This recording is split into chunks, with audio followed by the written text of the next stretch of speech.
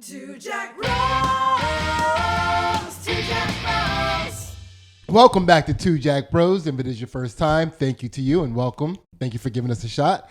I am Sidney. I am sitting next to the world champion Ansley. Hello. And today our guest is none other than the Danny Dubz. What's going on? This is crazy. I've never been on the other side of this. This is so funny to me. So I instantly want to check your cameras. I'm like, well, why aren't we wearing headphones? Why'd Do you we know say the audio volume? What's going on? I'm sweating again. Good God.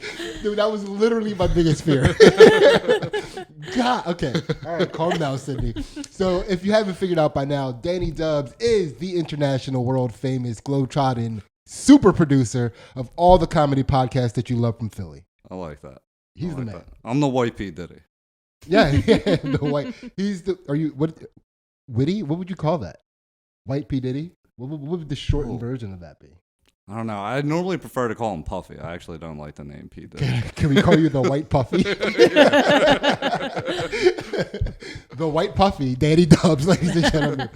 And Danny, you know how this podcast works, right? You have an idea of what we do here. You're a producer. It would be not you doing your due diligence. Yep. You know the word. Yeah, due diligence. Though I purposely didn't go through. You ask the same questions every week, right? Mm-hmm. I didn't want to know the questions because I didn't want to have like a crazy prepared nice. like. That is exactly what we prefer. Yes, Yeah. yes. So if you're listening and you don't know, what we do, the whole premise of this podcast is to prove that you can have any type of sense of humor. Dark, well, mostly dark. But you can also have a not dark sense of humor and still reach a higher consciousness, a.k.a. enlightenment. And what we do is we take our guest, who today is Danny Dubz, you, through the process of enlightenment so that you, the listener, the watcher, you can get there without having to do the hard stuff that Danny's about to do. And you can Oh no! and you can laugh your way to a higher consciousness. Mm-hmm. Right? So Ace, let's get started. So, Danny, what situation or experience did you learn the most information from? Ooh. Actually, we had a similar question on Stoner Dadz, and I had to interject myself because. But at my last job is probably where I learned probably the most significant information that actually changed the course of my life. So I had tried to have several different careers. Started out right when I was 18 as a baggage handler, which was it's a corny job, but it's a real job. You're in a union. You get paid. Wait, what was it? A baggage handler at the airport. Oh, a baggage handler. I got you. Were you thinking hotel at first? I don't know. I guess the correct term is a fleet service agent. Oh, okay. Oh, okay. I'm very curious what you thought baggage handler was. Well, I didn't quite hear baggage, and I just heard handler, and I wasn't sure. Okay. Yeah. Gotcha. Yeah, I can't talk handling. for shit.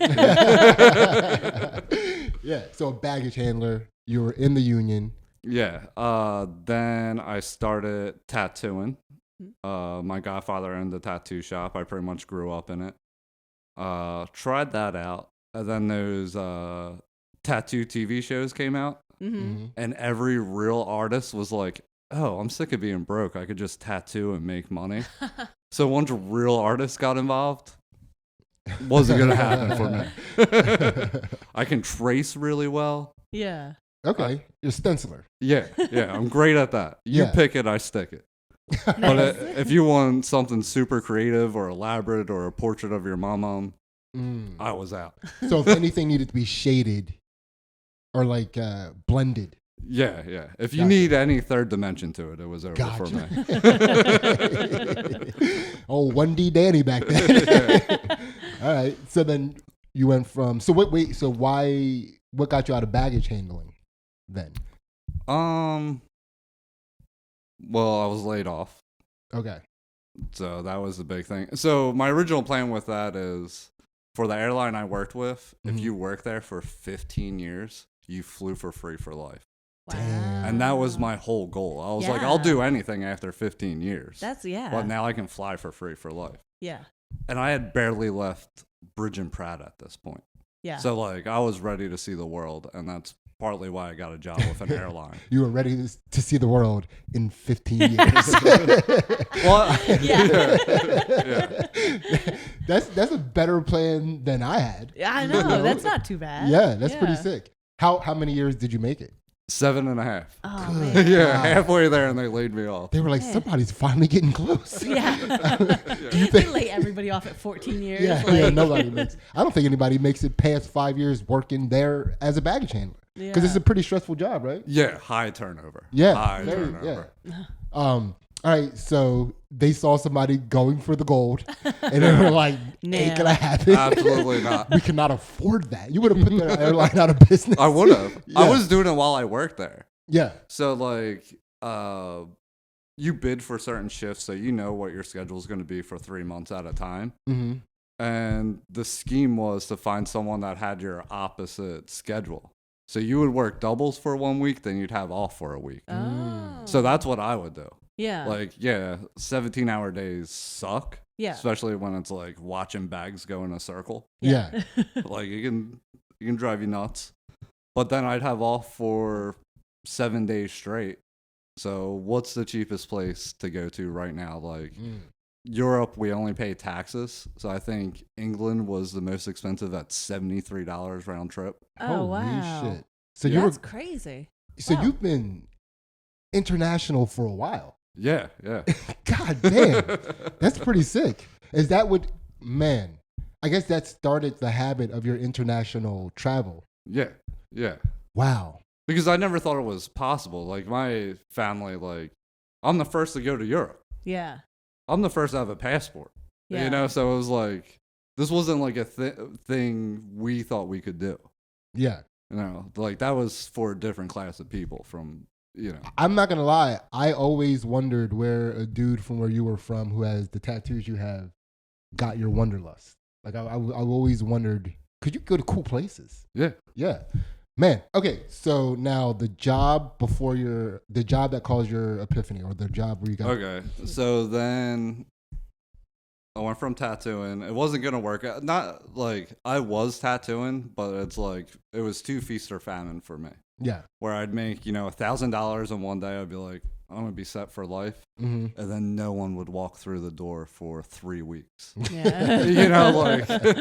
Like that was too brutal. So I was like, let me just find the most consistent job you can get. Mm-hmm. And I found welders. They're always hiring. Mm. It's a decently paid trade right out the gate. Okay. So I tried that. And my first job was building dumpsters. Okay, you got to start somewhere.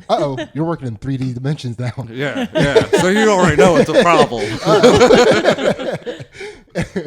And man, and this is no offense against anyone I worked with, but their whole lives were they went to work, they picked up a case of beer, they watched the sports games that were happening, depending on the season, and their whole week was dictated on how well the sports teams did. They Yeah. had no other interest. Mm-hmm. I couldn't, if I tried telling them, yeah, have you ever been to Rotterdam in the Netherlands? And they'd be like, no, I'm not gay. Yeah. I don't need to go to Europe. You're talking Europe right there. Gay. Yeah, America's number one. I don't need to leave. Yeah. I mean, well, they're not wrong about everything. I mean, America is number one. Yeah, but they don't know that. I know that because I left. I seen it. We are number one, guys. You Don't think let anyone America's tell you number one? different. I know America. Yeah, it's like a reverse Bane kind of thing you got going on there. Okay, so you're in this job. And then I just quit flat out with no plan, and that's not like me. I was like, dude, I can't do that. I'm not built. Yeah. And then I didn't know what to do. I was like, I need to go back to college. I don't have the money to go to college. I'm already covered in tattoos. I'm like, I don't even know what I'm going to get a degree in and Yeah. what office is going to let me in. But I found a motorcycle company that was kind of a startup, and they offered tuition reimbursement. Oh, nice. So I took a job in the warehouse. I was in my late 20s. I worked full-time, went to school full-time, got a degree in data science. They moved me, I interned at the company I worked for. I was a digital marketing specialist, which is pretty much just staring at a spreadsheet, moving numbers around. And like, Yeah. it's all just like math and like, and when I did that, everyone was like, oh my God, thank God you're a success. Mm-hmm. You made Like it. all my close friends, my family, they're like, we're pretty confident you were going to be a loser, dude. Yeah.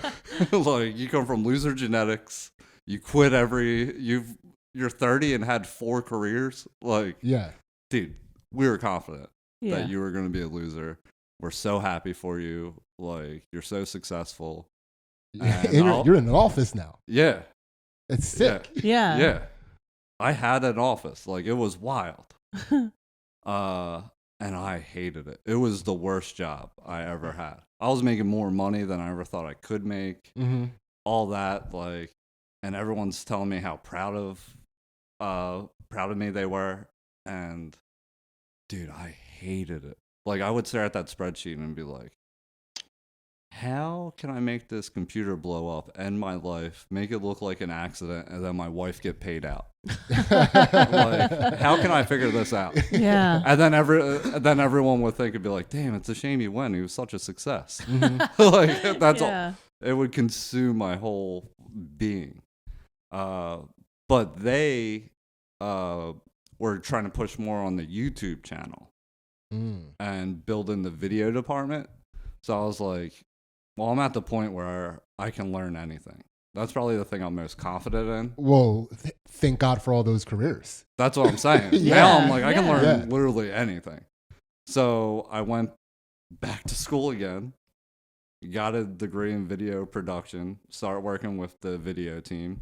Still hated it because it was like, I wasn't making anything. I was just telling them what to make, how much they should spend making it, and how much we should spend marketing it. Yeah. So it was like almost torture. Yeah. You know, it was Yeah. like, So close. oh, that's but- cool. You guys get to make cool things. I'll just be here looking at a spreadsheet, I guess. Yeah. And then actually on a trip to Costa Rica, they were like, you can't actually take that vacation because it's our first day back in the office and we're doing this big presentation. And since you run the YouTube channel, like, we can't give you off.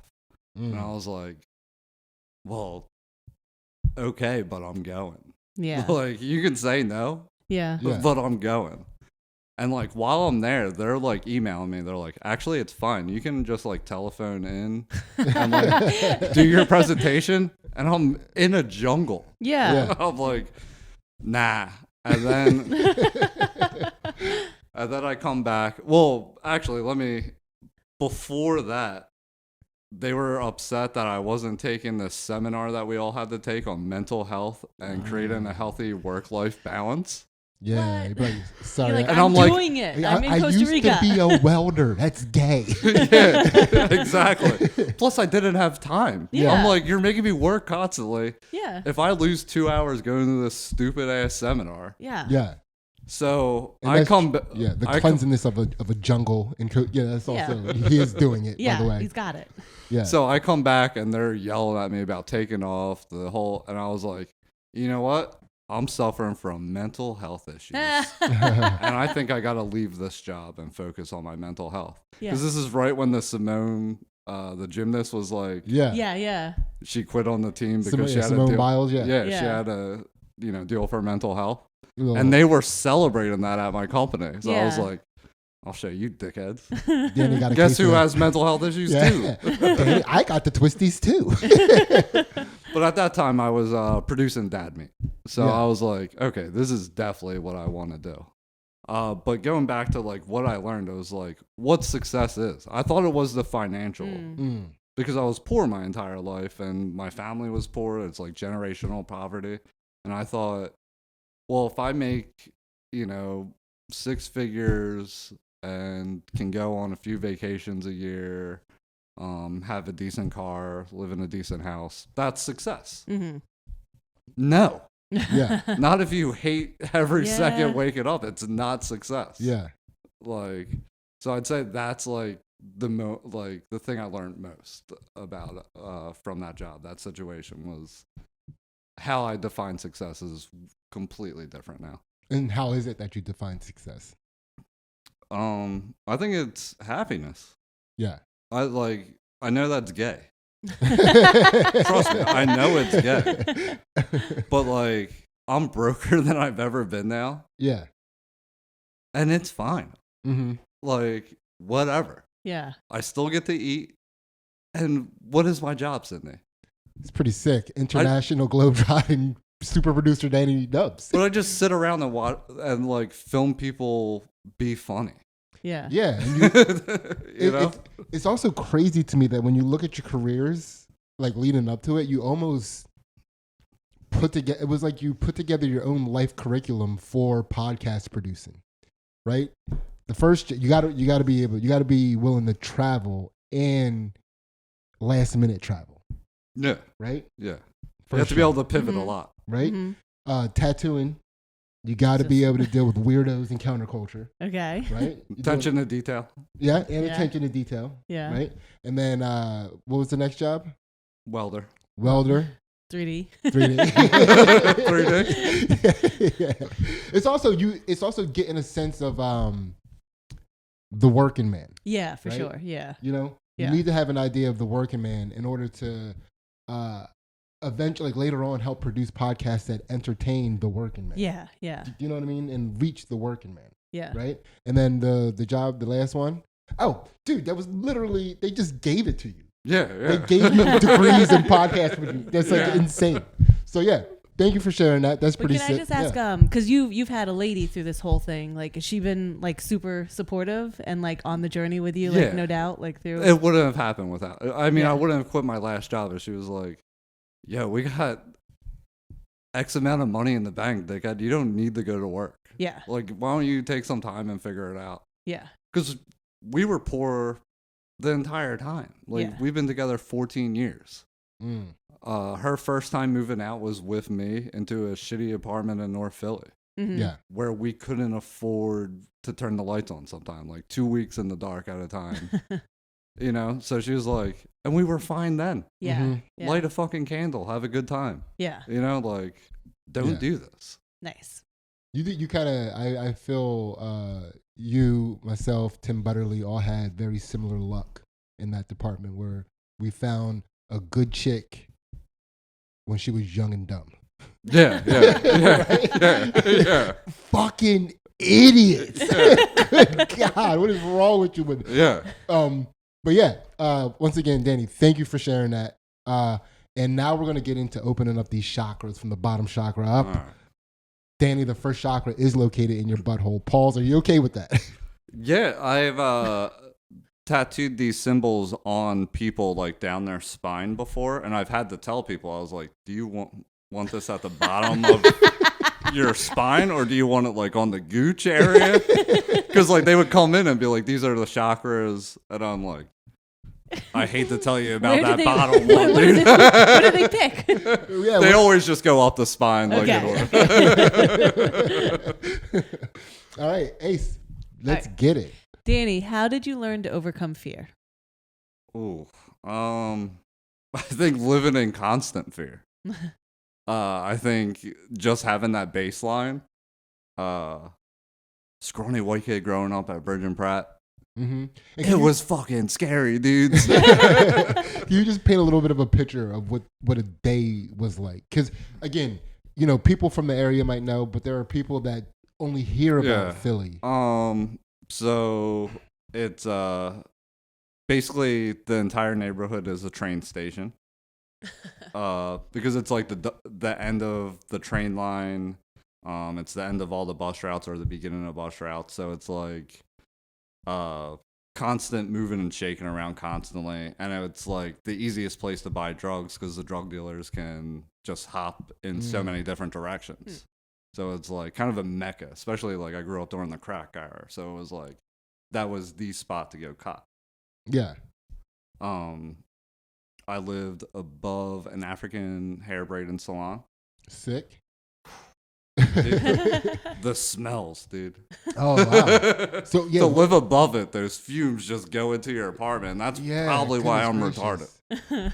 Yeah, and while your hair is permanently permed. The constant perm. Yeah, that's a wild thing. I never even considered all, because when you go into like a black hair salon or any hair salon, to be kind of honest with you, it's like very fumey. Yeah. You know, very fumey. Yeah. And I never considered living above something like that. Yeah. Just all the hair dye and Oh yeah. yeah. Yeah, it just smells like chemicals all the time. Now, did you ever catch, how do I say this, living this close to an African hair braiding salon, did you ever catch like a contact braid? No cornrows ever? No. There was this kid, Sean, who was what I think many would refer to as the other white kid. Mm-hmm. And he tried to go full, like, he had cornrows at one point. Like, Okay. he went full-blown wigger. And he was probably the most made fun of person I ever seen. Okay. So I was never really going to dip my toe in that water. Yeah. Like, Okay. So and then you just living in this environment where, and this is I get that you're painting the picture well of the drug environment. I never really even considered the hub of it that way. But this is also a violent area. oh, yeah. You know. Oh, yeah. And how often would you say that you were walking past the either the beginnings of or the ends of something violent that occurred? Oh, it was constant. Oh, like, so our front window looked at the bottom of the staircase that leads you up to the train. Mm-hmm. And I mean, I can't even tell you how many people were shot, beat up. I was stabbed there. So, like, yeah, I mean, just like constant. Yeah, by the way, we don't find stabbing funny. I don't know if that wasn't necessarily the proper reaction. We both had it at the same time. Yeah, holy shit, right? But yeah, I guess that's like, you lived at the train station in the bus route thing. That's like the hub of drugs, and then like you live at the, like, going up into the train station was like the hub of violence. Yeah. A lot of like angst. Right? Yeah. Because like think about like travel angst already. Yeah. Like you go to an airport, like most people are a little tense, everybody's running a little late. Yeah. Now add drugs and violence into the mix. Yeah. Right? Yeah. It's a Well, and it's a lot of like, look, I'm supposed to re-up. You're supposed to have that amount of money. You don't have that amount of money right now. Issues. What are we gonna do? Yeah. How did you get through? You know, like people turn to like you're a charming person, but like comedy, or is it like you weren't like out toughing people, right? Like you were like No. Oh well, one thing that gave me advantage is like everyone thought I was gonna be 8 feet tall. Like I've been 6 foot since I was 12. Oh, okay. So I was always very like tall. So you could see what was happening. Yeah. But I don't remember getting much, and like without giving out too much information, my godfather that owned the tattoo shop. Yeah. Everyone knew who he was, Yeah. and it would greatly benefit them not to fuck with me. That helps. There you go. Yeah. Yeah, just keep in mind, there's a guy who owned a tattoo shop Just who you don't want to fuck with. One of those guys, as you know, they exist. yeah. Which they do. Yeah. So, Danny, can you remember a time in your life when you were the most scared? Most scared. I gotta tell you, despite all, like, again, you know how you build up comfort levels, and even if it is crazy, like someone in prison, the worst thing you can do with them is put them in isolation away from all the shitty prisoners. Mm-hmm. So, like, the scariest thing for me was giving a presentation at that last job in that office looking like me. I mean, I can't tell you, like, how much anxiety, like, it was so scary. I was like, I'm not comfortable in this situation. People, you have imposter syndrome because I don't fit in the office. You know, like, if you want to find me and be like, yo, where's fucking neck tattoos? Yeah. They know where I'm at. Yeah. you know? Oh, everybody's keeping track. yeah. And to be honest with you, that was probably when I felt the most fear. Like, because it was like, did I do all this for nothing? Like, am I going to give this presentation and they'll be like, oh, he is an idiot. Mm-hmm. Like, well, and there's also, so I've had imposter syndrome in situations, and I remember the fear, because like people are probably listening to like, would you have rather than been stabbing you? What are you talking about, Danny Dubz? Like, how could that be the biggest fear when you grew up in such a scary environment? Also, when I was being stabbed, I didn't know it was happening. Had I known that it was going to happen, I probably would have been terrified. Also fair. Yeah. Also fair. Yeah. Yeah. But you fear like failing in a situation because like if I fail here, I'm gonna have to go back to that environment. Yeah. Right? And that's where for me, that's where the fear would lie. Mm-hmm. You know? I will be a loser. Yeah. That was my big. That's why I've been overcompensating by all these careers, degrees, and shit. I was like, I will not be a fucking loser, dude. All right. Yeah. So you overcame fear by making sure not to be a loser. Yeah. It's pretty sick. Nice. Yeah. And living in constant fear. Yeah. Let's not forget that. That's very important. Yeah. If you want to, Yeah. if you want to piece it all together. So again, thank you for sharing that. That is a fear chakra unlocked. Ace, keep it moving. All right. Next chakra is your pelvis chakra. So, Danny, this is a segment we like to call My Bad. So it's an opportunity for you to apologize to a person, place, or thing in order to set your karma back to neutral. We just got finished doing Danny's Patreon episode, and oh my God, what a great time. Oh man. Danny's shadow self is the shadow self you want to get to know. I promise you that. $1 gives you all of our exclusive content. Danny, did you have fun? Yeah. I mean, I legit learned a lot about myself. That's pretty I thought sick. this was just going to be giggles, guys. It's actually fucked up to have a enlightening experience out of nowhere. It kind of is. I got other things to do today. I never even thought about that. Yeah, out of nowhere. Yeah. So $1 gives you all of our exclusive content, which not only includes the counter to the podcast you watch and whatnot right now, what we call Two Jack Bros After Dark, but it also includes our fight commentary and analysis that we do in Ansley's Jiu-Jitsu matches. Also, Good Boy Comedy, Danny's studio, Please. where he's producing all of the best podcasts. Check it out. And listen, it's just podcast right now, but I'm trying to make this so much bigger. You guys all know friends with the funniest people on the planet. They have great ideas. I want to build a platform for them. So there will be a YouTube channel. Please. And no Patreon. I just want to make their dreams a reality. And if they get picked up, if they don't, whatever, we got to create something cool. Hell yeah. Nice. Hell yeah.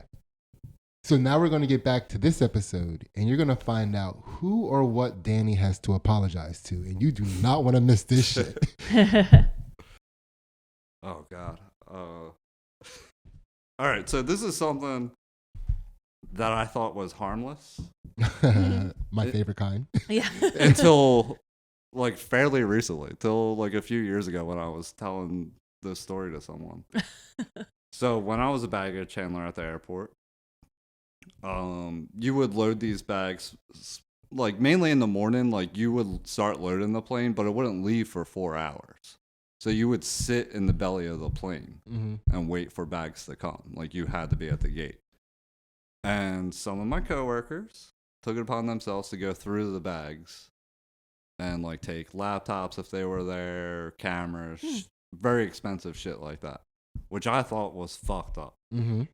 However, what I would do is I would go through the bags, and if I found like a dildo, a vibrator, or anything like that, I would take it and put it in someone else's bag. And I was telling this story to someone, and they were like, you know how many marriages you could have ruined? Yeah. Yeah. Also, you could have just sent people insane. Maybe. Do you know what I mean? Like, just like you open up a bag. You You have to burn all your clothes in there. Like, do you want the stuff that You know touched what- the stranger's dildo? Like, ew. It's a crazy thing. Yeah. It's like, what is happening to me? Like, why is this happening Why? to me? Right? Yeah. And did you just like open the bag and just like place, or did you like put in? No, I would like lift maybe the first article of clothing, put it under. See what I mean? Yeah. He tucked it. Yeah. Yeah, I tucked it. That's insane. Man, there's so many. I'm like, what are all the lessons? Like, don't travel with a dildo. Like, lock your bag. Like, what? Like, I feel like there's Don't a travel lot without to a dildo. learn. Yeah. So put if you the open dildo your next bag, to a like, dildo. oh, this bag already has a dildo. Let me put this in a different bag. It's like, what do you do? Dildo or no dildo? Danny, that's insane, man. But yeah, so if you flew through Philadelphia International from 2005 to 2012 and you got a random dildo in your bag, Or you lost a dildo. or you lost one, Very important. Right? Because that person is losing their fucking mind. The person who lost the dildo, they're like, I know I had it in here. You can't tell anybody. Like, can't call the airplane and complain. Dude, and then you're like, you know what? You're on vacation or wherever you are. You're like, you know what? It's gonna be at home. I'm just gonna wait. I'm just gonna have fun here. I'm not gonna think about it. I'm just get over it, and it's gonna be right there on my, right there. And then we get home and lose their fucking minds. Damn, yeah, I'm sorry. I thought it was funny. man, that's hilarious. Number one, that is okay. So who was the apology to? Anyone yeah. that affected. Okay, gotcha. Hall of Fame apology. That is right great. there. Yeah. That is the fucking goodness. That's currently the GOAT. Yeah. That is currently the GOAT. What was it, like over 50 something people we've had in here? Yeah. All comedians. Yeah. One producer gets in here and is like, nah, guys. Sorry. Yeah, you guys haven't lived fucked up enough. Holy shit. But I would never take iPads or anything Yeah. of super value. More of a Robin Hood of dildos, if you will. It's like more of a Ponzi scheme, I guess, of dildos. Just Yeah, like a lateral. I don't know how to contextualize it. I'm gonna be thinking about it for Yes, days. for years. Wow. You know what's gonna be funny? One day you guys are gonna like take a trip to some exotic locale. You're gonna open up your suitcase and find a dildo. Yeah, that's just karma. Dude. I accept that. Yeah. My wife knows I did this. Yeah. She's gonna be like, told you. Told you. All right. Thank you for sharing that. That is a pelvis chakra unlocked for sure. Ace, keep it moving. All right. Next chakra is your gut chakra. So, Danny, how do you move past disappointment either in yourself or in loved ones?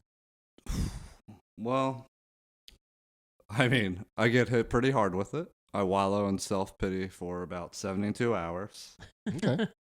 I turn that pity into complete anger Mm-hmm.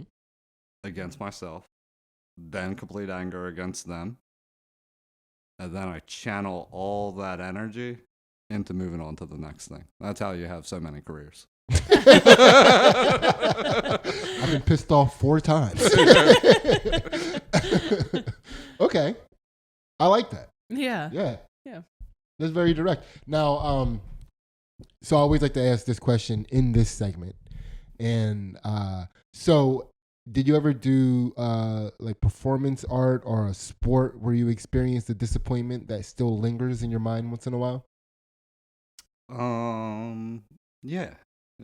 I did crew in high school, Mm-hmm. and for a Kensington crew team, which if you're not familiar with Kensington, they should not have a crew team. Wait, is Kensington crew like when it like rains real hard and then like water's rushing through the gutters and you all take a cigarette butt and put it in like, race it down? Pretty much. Is that Kensington crew? Pretty much. But no, we were, on Boathouse Row in the Schuylkill River. It was a Catholic school, so technically a private crew team, Yeah. It just so happened to be in Kensington, and they since closed the school and Kensington. Kensington in general. But I was pretty good I have like the ideal build for a crew. Mhm. Long range, lightweight, just natural endurance. So it was kind of like, and again, I was always thinking of like, I can't be a loser, Mhm. right? So when I went to Catholic school, I was on what they call the bad boy scholarship. So I had to do an extracurricular activity year round. And crew just happened to be year round because you have one regatta in the fall, then you have winter training, then the real season in spring. So it was just like, well, I'll do one thing. Mhm. That way I don't have to like keep changing or whatever. But I got pretty good at it. And then I started believing like, so if you know who gives out crew scholarships, it's only Ivy League. Yeah. Mm. You know, like no one's going to Temple for crew, you know? Yeah. So since I was a standout and a local, I thought for sure I was going to go to Penn, get my MBA from Wharton, Mm-hmm. get my Series 7, make $1 million, and blow it all on cocaine by the time I'm 30. Sick. Plans. Boiler room shit. Yeah. Yeah. No joke. All those movies were like my favorite movies. Yeah. I was like, okay, I may not be that smart, but I've been around schemers and drug dealers my whole life. And that's all that is, just on a different Yeah. plane, you know? Yeah. It's all schemes and bullshit. And I'm like, I can play that. I just need to get into Wharton. Mm-hmm. So I did really well. And in my junior year, my school saved and we went to nationals. Wow. And I was like, okay, this is where I'm going to prove everything. This is it. And everyone was gassing me up. Like, I was like a standout on the Schuylkill. What boat did you do? I don't know too much about crew. So, but is it like, Unfortunately, since there weren't that many people willing to do crew in Kensington, I had to row 4 or 5 times a day. okay. So I would do the 8 sweep, the 4 sweep, the 4 scull, and then single scull, which is 2 oars versus 1 oar. Wait, sweep is 2 oars? Sweep is 1 oar. Sweep is 1 oar. Skull is 2 oars. Yeah. Gotcha. But in nationals, they let me focus on me. Okay. Mhm. So I was like, all right, let's do it. This is my time. It's only me. And you're at that starting line, and it's the craziest. Well, you did track. Mm-hmm. So that's where you win at the starting line. You have to explode. You get a bad start, there's no way to recover. Mm. You know, you mess up, like you don't get that explosion, it's off. Yeah. So I'm sitting there at the starting point and everything's going through my head. I hear the gun go off and it might be an entire second before I pull. Wow. An entire second. Like, I mean, I was in last by like 2 boat lengths Wow. against people I beat before. Yeah. Yeah. Like, and I didn't advance. Nothing. Man. Have you, when you look back on it, do you have a reason for the hesitation? I just folded under pressure. Yeah. Simple as that. I got overwhelmed with the experience. I wasn't in the moment, and I put too much weight into it. Mm-hmm. Did you have a Like, I thought that this was how I changed my life. I'm going to Yeah. stand out here. Penn's going to notice. They're going to give me a scholarship, Yeah. Mm. and I'm out the hood. Was your coach like, did you have a good relationship with your coach? Was your coach like, or Nah, he not was just really? kind of like a dickhead alcoholic. Okay. Yeah. I didn't have a bad relationship with him. Right. He was just kind of like a non-factor. yeah. You know? It was a coach. So you were just like there by yourself, basically. Yeah. Trying to go through all Well, this. that's also the thing is, like, if you're not on a boat with other people, Yeah. it's the loneliest sport in the world. Mm. Because you have to line up for your race sometimes a half hour before you pull. Yeah. And if you're on your boat by yourself, you're not going to talk to your competition. Yeah. You just get to live in your head Sitting for there. a whole half hour before you even pull up to the starting line. Man. Yeah. Wow. I used to always talk to the competition. It's like, you guys are dealing with this nervousness too, right, guys? I would have hated you. Yeah. I would've hated you. People for sure hated me. Don't fucking talk to me. Yeah. That's Well, that's a thank you for sharing that. First of Yeah. all, that's and then so that particular disappointment got upset with yourself, upset with boats, and then you channeled it into something else. Yeah. Well, it was like, so afterwards, I think, not that this was all in one thing, but I think in the years to come, I think, well, I accept that, like, that's not who you are. You're not Mm-hmm. Ivy League material. Like, let's Yeah. be real, dude. You're not Ivy League material. Go be a tattooer. Like, that's what, like, you have an in. Go be a baggage handler. Those are things you can do. That like totally knocked you off. Like you didn't even try to like apply to colleges for crew or anything. Like that just killed the dream. No, because it was like my mom later in life tried going back to school, and she just was so against me doing it. How she was buried in $80,000 in debt and didn't like. So it was like, unless someone's paying for it, Yeah. don't go to college. Yeah. Do you ever hear like loud bangs and start rowing right away? That'll never happen again. All right, No, but I am competitive. Whenever I go on the water, like I'll go with Tim. yeah. And I'll be like, "You think you're gonna beat me?" Man, that's interesting. You guys both have a body for it. Yeah. He would be. So I would be an 8 seed. I would put him around probably like a 6 seed if we're in a. Yeah, I mean, just so you know, Tim. No, that's where the power is. Oh, okay. Yeah. I'm pace guy. In the front of the boat, you're pace, power, middle, lightweight at the end. Gotcha. Ah. See, I was making assumptions. Yeah.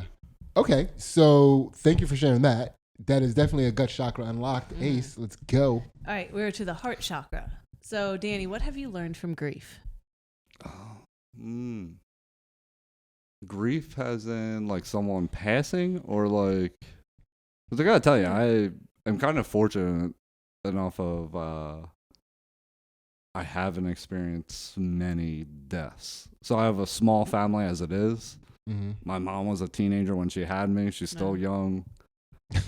You know what I mean? Like, Yeah. Beautiful. so it's like I haven't really experienced much death around me outside of my grandfather. Mm-hmm. Who when I was a kid was like my father figure.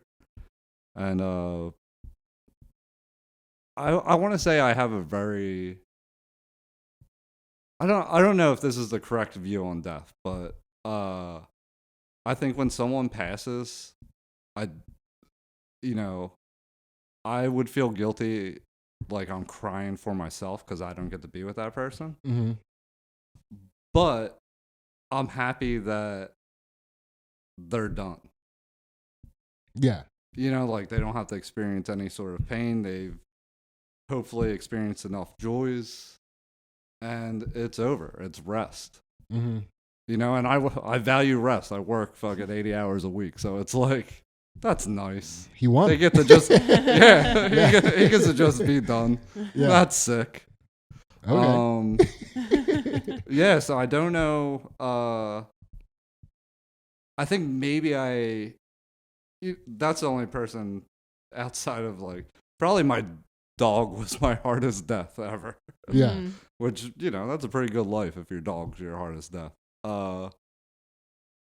But I don't know. I think a takeaway like from dealing with the grief of that is that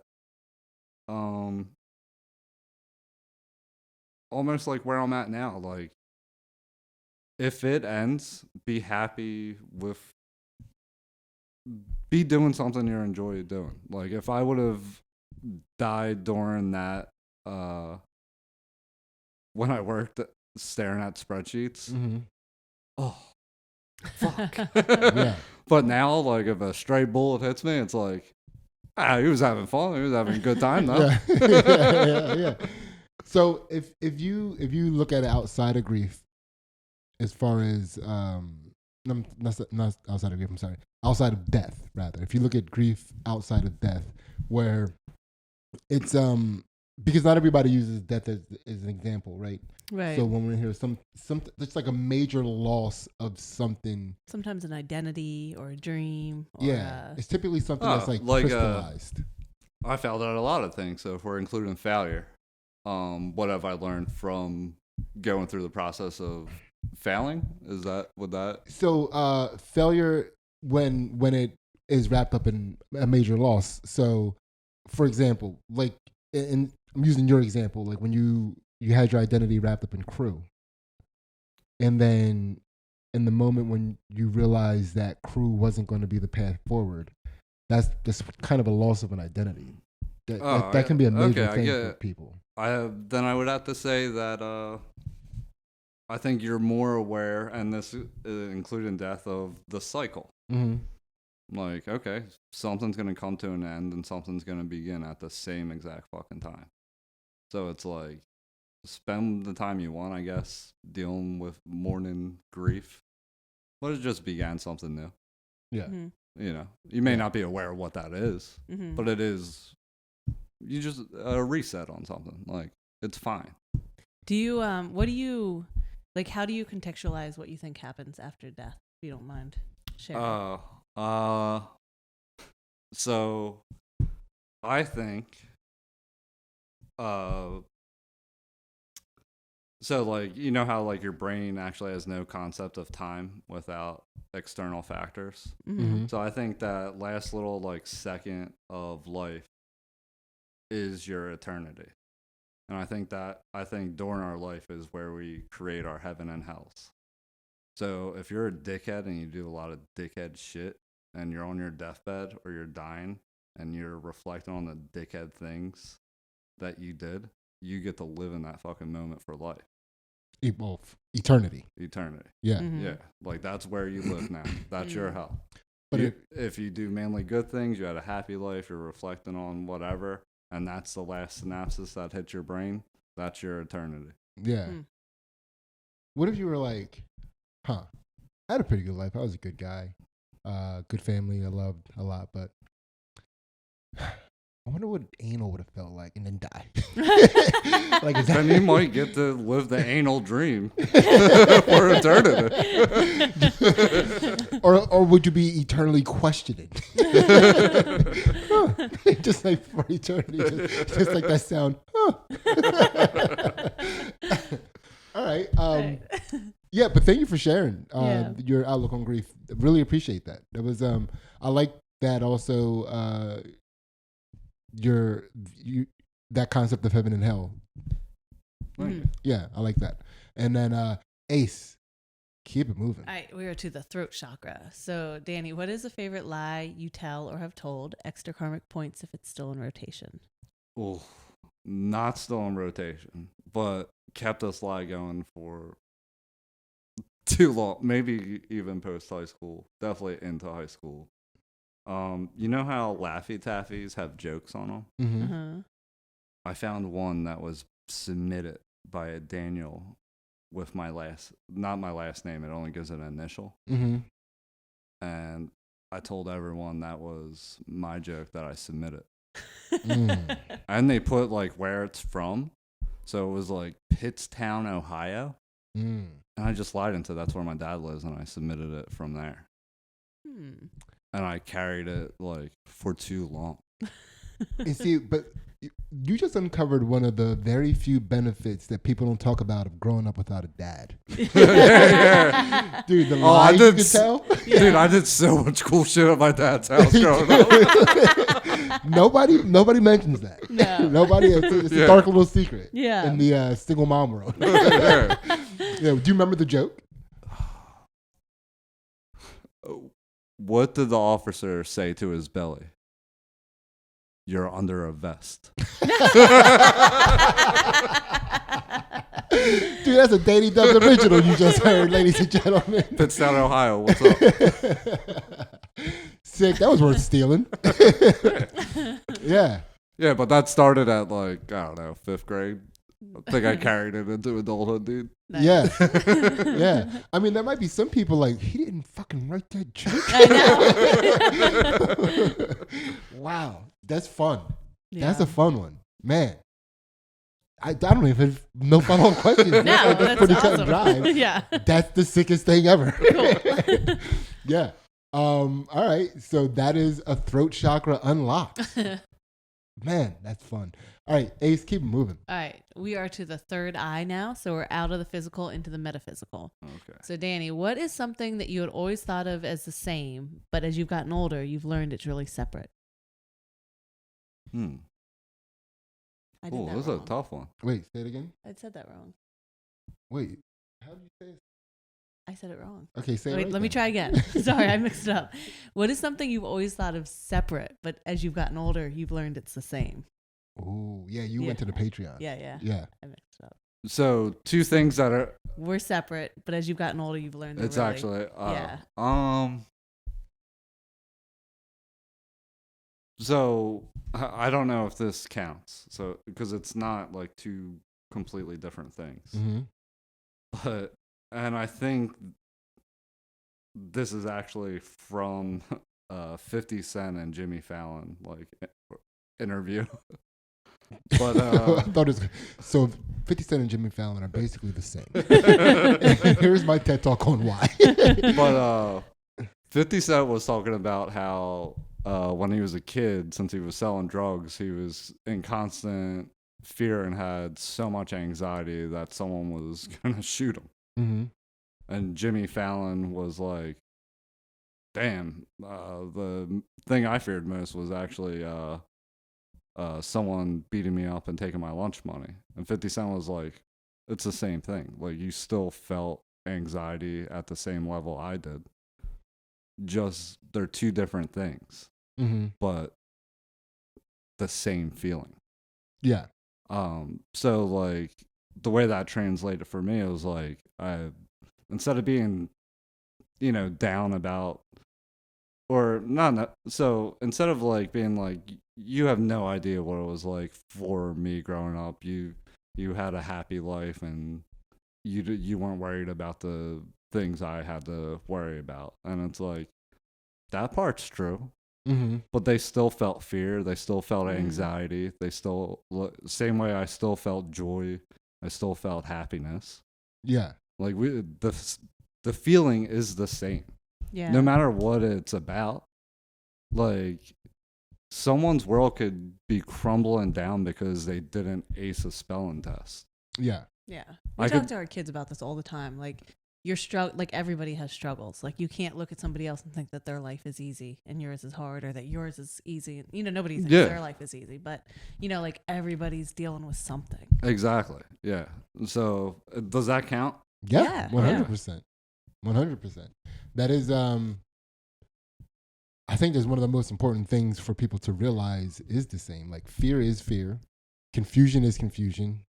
Anxiety is anxiety. Yeah. You know? And it also means like we can all relate to each other. It means that there's not like that crazy Exactly. separation just because of where you grew or how you grew up. Mm-hmm. Yeah. And it's also, too, I think people judge the response to things, where it's like, well, when I have anxiety, I feel like I have to be in my house. Like, well, when I have anxiety, I feel like I have to be around other people. Yeah. Like that's how I feel, how I deal with it. But me being around other people isn't proof that I don't have anxiety. right. But to a person who has a different response, it is. yeah. Yeah, you know. Yeah. Well, So- that's like when you're like, wait, you were stabbed, but your biggest fear was Yeah. given that presentation. Yeah. The same anxiety, like if I was wearing a heart rate monitor, would have went up to the same heart Mhm. rate, you know? Yeah. Yeah. No, that's yeah. Pretty cut and dry again. Yeah. Pretty cut and dry. Danny, you're winning. So and also I didn't even ask you, do you have time to stick around for the Patreon? Yeah. Yeah, cool. Absolutely. And so yeah, we'll be doing that right after this. That's $1 gets you all of our exclusive content, but more on that later. Ace, keep it moving. All right, By the way, third eye. That was a third eye chakra. Yeah. Third eye chakra unlocked. Thank you for that, Ace. We're to the crown chakra, the final chakra. So it's a two-parter, Danny. So what is one thing you can't give up and why? And what would giving it up mean?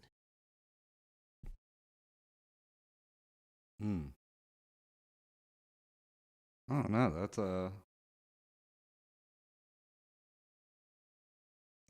my instinct is sweet treats. Like, I don't want to live in a world without sweet treats. That's amazing. Like, I fear going to prison because I don't particularly like honey buns. And if that's like the main sweet treat there, I guess I deal with it. And it's like, whatever, I'll be raped and beat up and stuff, but like, no sweet treats, dude? What the fuck? What is your go-to? Like, what are your sweet treats Oh, of donuts. choice? Donuts. Oh my God. I love donuts. Philly has horrible donuts, too. Like, as much as I travel, Yeah. dude, weak donut game. How do we not talk about this ever? Dude, we've been spending all this time with each other. This has never come up. Dude, This is like, that's because you haven't been on the road with me. oh, that's fair. Look, I'm not a diva. I'll follow anyone on the road, do what they want to do. Mm-hmm.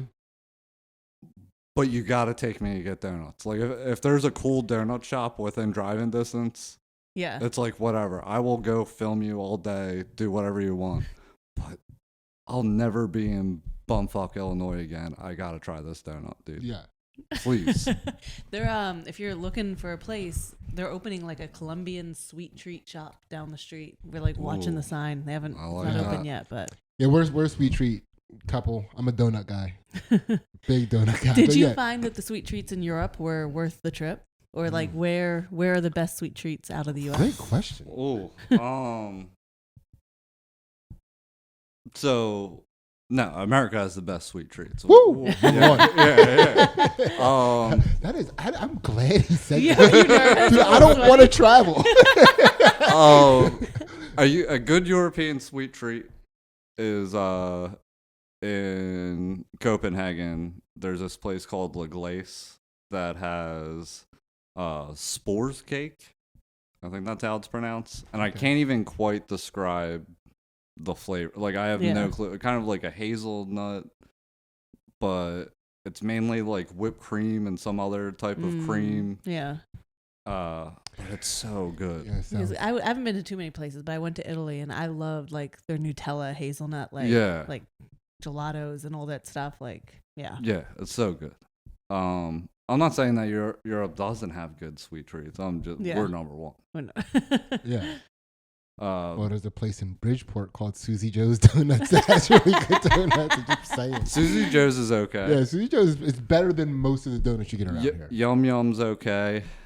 Byler's, you go to Byler's? Yeah, the under fry, all their icing tastes like just different colored sugar. Yeah, Not impressed. I like their glazed donut and just their glazed. That's donut. plain. Yeah, it's fine. yeah, just- That's actually every time I go to a donut spot, I'll go get a fancy one. Mhm. But how you prove to me you have a good donut, I get the plain glazed. Yes. Yeah. Like, that's where you prove to me that you have a good donut. So the second part to this question is, what would giving up sweet treats mean to you? I think I'm done. That's fine. I've had 4 careers. I could be done at any second. Yeah. Yeah. I got enough positive memories. I'll go to heaven. Yeah. So it's funny because that's definitely a chakra unlocked, but here's how it was unlocked. This was funny to me, right? Because the point of this chakra, the crown chakra, you think of something you can't live without, and then you envision a life without it. You're like, okay, I can actually see my life without it. And you're like, Nah, I'm nah, cool. I can actually see not living life. How about that? Yeah, I'll fine. Chakra unlocked, pussies. My wife would get it. Yeah. They'd be like, well, they said he couldn't have donuts no more, so you just kind of said, nah. That is awesome. That is awesome. Man, thank you so much, Danny. No problem. That's it. How do you feel? Well, guys, this is what I look like. Oh, yeah. Okay? Oh, for sure. There's nothing I can do about it. Yeah. You know what the number one, because they only hear my voice, and I produce all their favorite podcasts, so I go out on tour, people ignore me the whole time. Yeah. Then I'll yell out to Tim or whatever, and they'll be like, oh shit, that's Danny Dubz. The number one thing I get was, I thought he was going to be fat. Ah. Mm. Yeah. A Opposite. fat guy voice. Yeah, you do have a fat guy voice. You do. Man, you sound like you are like finishing off a microwave burrito, thumbing through a comic book right now. I've never seen 200 on the scale. Mm. I want to, Yeah. but it's just never happened. What's the highest you've seen? So I one time tried just getting fat, Mhm. just eating a shit ton and getting fat, but I just grew tits Sick. and a gut, and I still had scrawny limbs, Yeah. and it wasn't the type of fat that I wanted. So I was like, okay, it has to be lifting big and eating, 200 grams of protein and 5,000 calories. Yeah. So I did that straight for 8 months. I got up to 189, Sick. Huh. but I wasn't ever able to move past it, and no one would ever sell me steroids. People, I've been offered every kind of drug ever, Yeah. and I legit want steroids, guys. You have a steroid narc body. Like you're an undercover steroid cop. yeah. No one believes me. They're like, Yo. what are you gonna do with them? Yeah. Maybe in the 80s you could have got away with this. You're not tricking us now. My wrists are too thin. Yeah. Yeah. They don't believe it.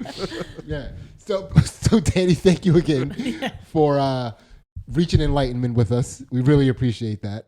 By the way, this is Danny's body. This is what peak male fitness looks like, or this is what peak male podcast producing looks like. Yes, By the way, yes. and yeah. So we're gonna head over to the Patreon. $1 gets you all of our exclusive content over there, which not only includes the counter to this podcast, which we call Two Jack Bros After Dark, because we're going to enlighten Danny's shadow self. But we also do some fight commentary and analysis on Ansley's jiu-jitsu matches, which are coming really soon. Thank you so much, guys. We'll see you over on the Patreon. We love you, and we are out. See ya. See ya. Two Jack Bros.